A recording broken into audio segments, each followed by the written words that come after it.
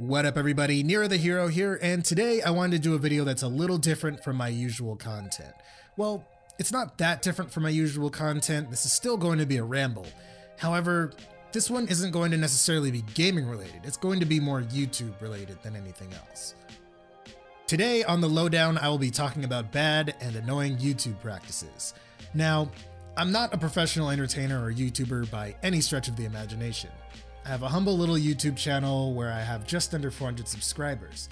However, I am a consumer of YouTube content, and as a consumer of YouTube content, there are certain practices that I see content creators utilizing that I find particularly annoying, and I'm sure you'll find them annoying as well. So while you're watching or listening to this video, just think to yourself, are there any practices that you see your favorite content creators doing that you find annoying? Just think about that while you watch the video. Now, without further ado, let's get right on into it. Premature solicitation. Aside from sounding funny, premature solicitation is a huge problem that's not just an issue with YouTube. It's something that's a problem with pretty much anything you can solicit, if you're in sales, a marketer, or especially if you're into YouTube content creation. Ever clicked on a video only to have the content creator in question ask you for likes and shares and subscribes before the video even really officially began? I have, and I don't like it. I don't like it at all. That's the #1 way to guarantee to get me to click off your video is to ask me to like, comment, or subscribe before you even get to the actual content. In this day and age where we have the internet and information is readily available at the touch of a button, there's a plethora of other options out there. And if somebody doesn't like the way your videos begin, well, there's really nothing stopping them from clicking off and going somewhere else. The best way to rectify this? Easy. Just do that at the end of the video instead of the beginning. Self-limitation.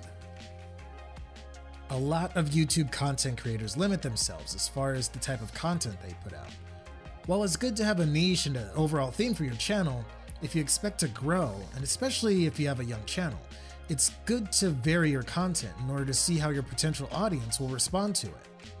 Interestingly enough, despite having a microscopic YouTube channel, I get people with significantly more subscribers than me asking how to get more views and how to grow their channels. I simply tell them to vary their content and branch out a little bit, only to get the rebuttal of, "But my channel, it's all about gaming. Gaming is my life. I love gaming. I just want to upload gaming videos, and also, I don't know what kind of content I would do otherwise." Look, I get it. You love video games and you love playing video games, and that's what you want to share with the YouTube and your audience. But there comes a point to where YouTube is either a hobby for you, or it's a job or an occupation or a possible career path, which means that your YouTube channel isn't just a YouTube channel anymore. It's a budding business. In order to run a successful business, you need to be able to figure out how to properly market yourself and your content to your audience or your potential audience. And you can't do that by sticking with one type of content. You just can't. Now, there are some exceptions to the rule. It's not even really a rule, but anyways, that aside, while there are some exceptions to this, there's not a lot of exceptions to this. So the likelihood that you'll just go viral one day, the chances of that happening, it's not very high. Let's just say that. So how do you keep yourself from limiting yourself? Just make various types of content. It can still be gaming related or have the main focus, whatever that may be. If you do Let's Plays, for example, maybe try doing a game review or an unboxing of a game you just got, or a walkthrough, or even a podcast about your favorite game. There's lots of ways to vary your content while still keeping the main focus of your channel. Expecting rapid change. We live in an age of instant gratification, where information is readily available at the click of a button. And for some reason, it's brought about this mindset that change will happen instantly when it comes to your YouTube channel or your content. So you have a channel and you're not getting as many comments or likes or shares as you would like to. What would be the best way to go about inspiring people to like your content or share and even subscribe? Do you A, come up with one single consistent call to action that asks for views, likes, comments, and subscribes?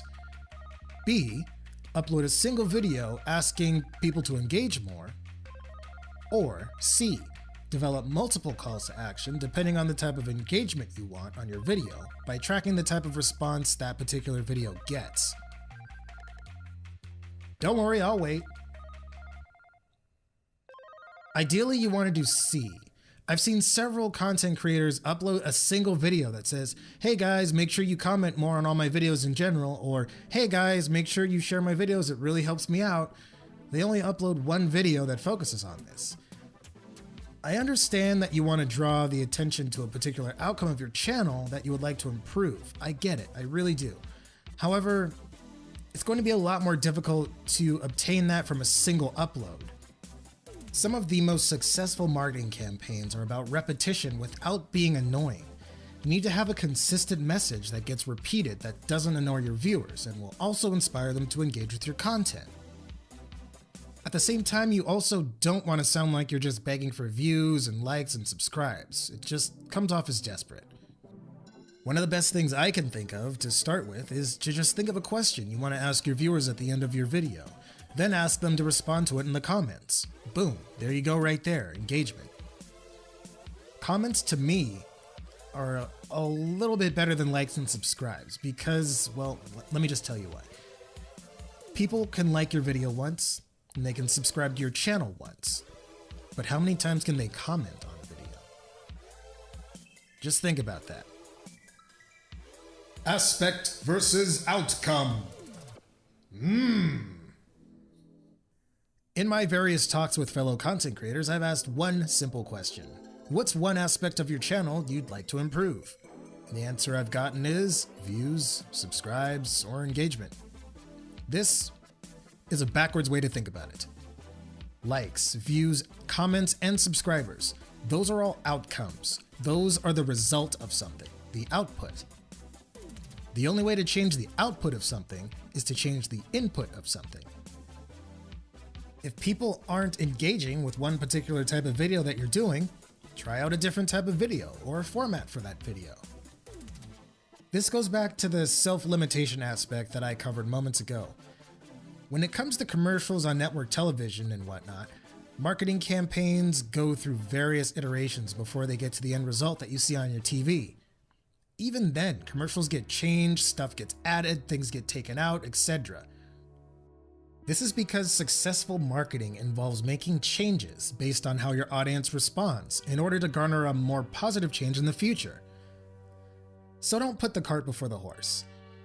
You want to think about what you can do about your content so you can better affect the outcome, which will be your likes, comments, and subscriptions. Mass tagging. I'm sure most of you know at least one person on your respective social media platform that will upload a new video and then tag 20 to 30 people in that tweet. It doesn't necessarily have to be a video that you're particularly interested in. All that matters is that they needlessly tag you in this social media post. It's especially annoying when it's somebody who you don't even have that much contact with. And the only time you ever see or hear anything from this person is when they're tagging you in a video that they just posted, even though you probably don't have any interest in watching it, which they would have probably known if they had had contact with you regularly beforehand. There's a little bit of premature solicitation thrown into this point as well. Simply because they're just making the grand assumption that not only are you going to watch this video from start to finish, but you're also going to reshare it with everybody who follows you. So if you do this, if you tag 20 people in a single post when you have a new video, first of all, I get it. I really do. You're excited to share your new video and you want other people to share. However, simply tagging them in a post and saying, "Hey, share this video," is not the way to get them to share the video. It's just not. The best way to get somebody to share your video is to make a good video. That's pretty much it, but I know it's easier said than done, but it's true. If somebody truly enjoys your content, they'll think, "Hey, I really like that video. I think I'm going to share it. I think I'm going to tweet this out. I think I'm going to post it on Facebook. I think I'm going to put it up wherever so other people can see it, because I want them to see the video that I just saw, because it was high quality and entertaining." That's probably not the exact thought that will go through their head, but you get the idea. Sweating over numbers. This one is probably the most common, and I run into it more and more as I meet more and more content creators. I'll often get a DM or see a tweet in my feed that is a content creator that's distraught over a small change in their subscriber base, or the fact that one of their videos just didn't get as many views as they would have liked.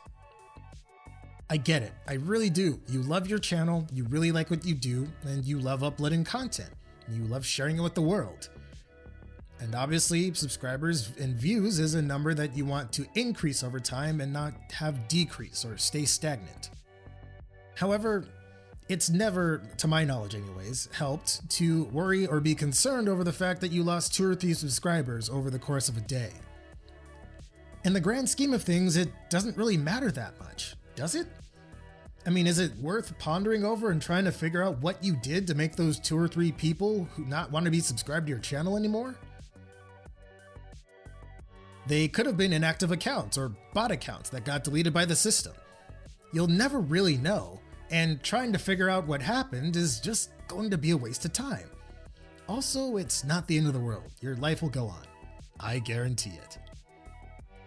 Alright, I showed you mine, now it's time for you to show me yours. Innuendo. Now I want to know what you guys think.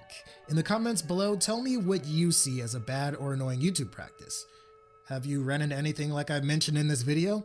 Have you run into anything worse? If you ran into something worse, I really want to hear about it.